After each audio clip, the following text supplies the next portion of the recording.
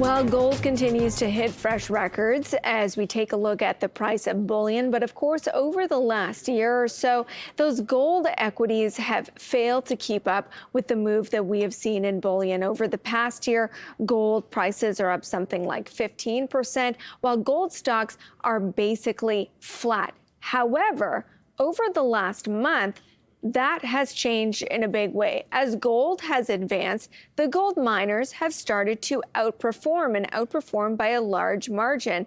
Is this the beginning of the gold catch-up trade? Let's bring in Ben McMillan, Chief Investment Officer at IDX Advisors. Ben, thanks so much for joining me. That has been something of a bit of a pickle, certainly going into March, right? Why is the disconnect? Why is Newmont plunging to multi-year lows when gold is looking towards hitting all-time highs? It looks like that gap is starting to narrow.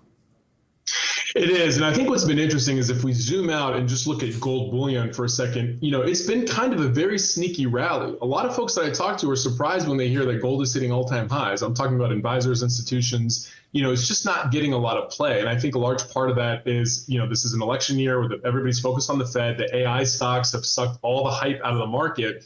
Even if you look at flows into gold ETFs, they've been waning. But on the flip side, central banks have been big buyers. Not only just this year, but also 2023. And so it's been setting up, this bull rally in gold, which I think we are in the early stages of. And it's not uncommon for the miners to lag. And I think what we're seeing is the very, very early stages of the miners starting to catch up. I think the other thing that's worth mentioning from a macro perspective is the fact that gold is hitting all-time highs with interest rates as high as they are is very instructive and actually very bullish. Typically, gold competes for capital with interest rates. So the fact that we're seeing gold hitting all-time highs means that people are worried about inflations. We're also seeing this in the rates markets. And when you look at the miners now, any time that there's been a Fed pivot, if you look back to 2016 was the last time, if you remember, that the Fed kind of backed off tapering concerns on the back of Chinese liquidity.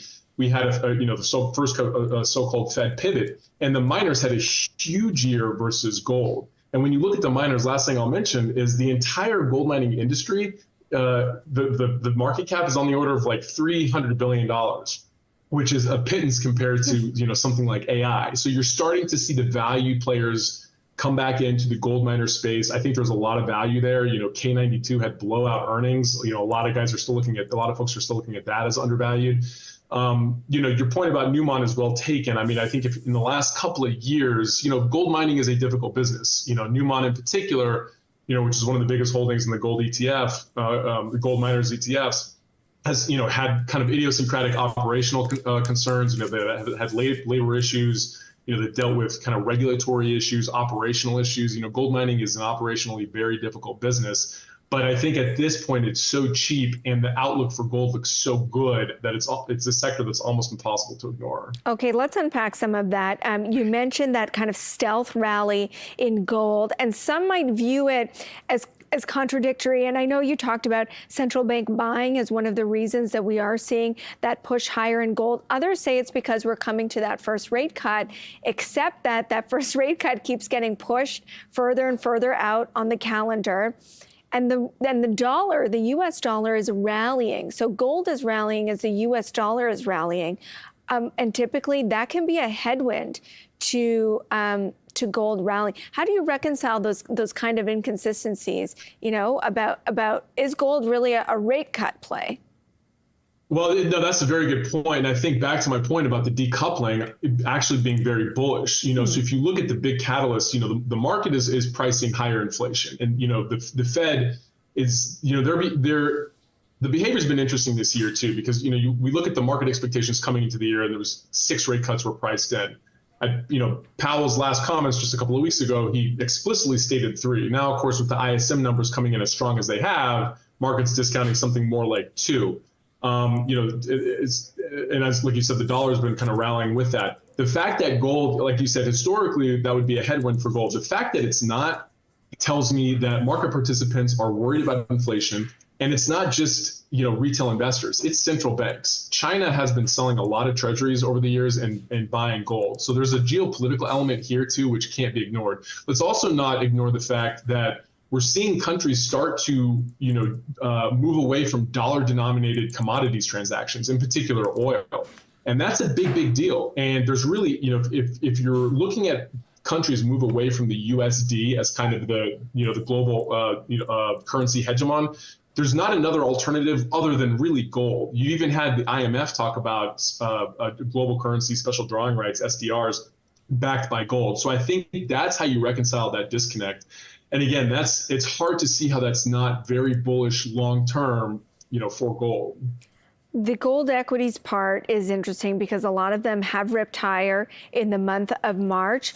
And I wonder if earnings season is going to be the final thing to quash concerns. Yes, they're likely to benefit, right, from higher gold prices, but costs, again, cost containment has been an issue for this sector. Could earnings at the end of this month, the beginning of next month, kind of put some of those issues to rest? Are you expecting positive surprises with respect to costs?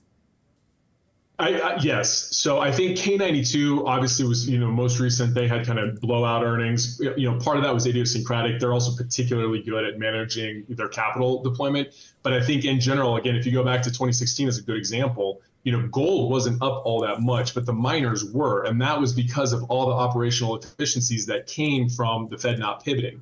So I think to the extent that we see any rate cuts at all this year, which is highly likely, the operational efficiencies that have been pent up within the gold miners, I think will start to express themselves in, higher output, higher throughput, and ultimately higher prices.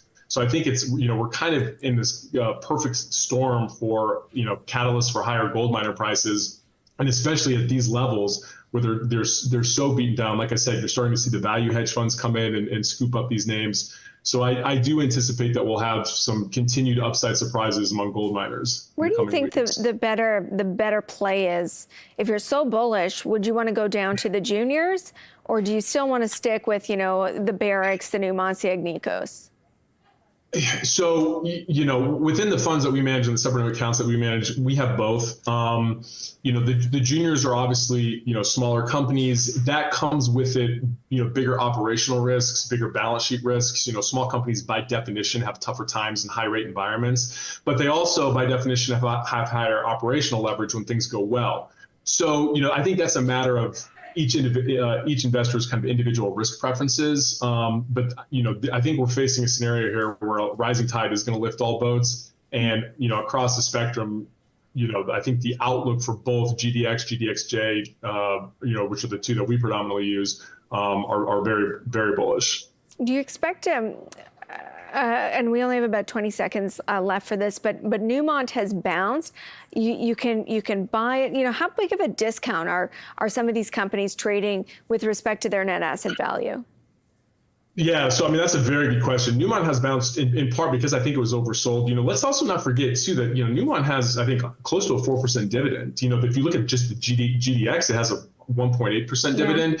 So, that's a decent coupon for people to clip. So I think Newmont has bounced because it's been oversold. Again, you're seeing value players move into that space. Yeah. And I think there's upside there as well. Ben.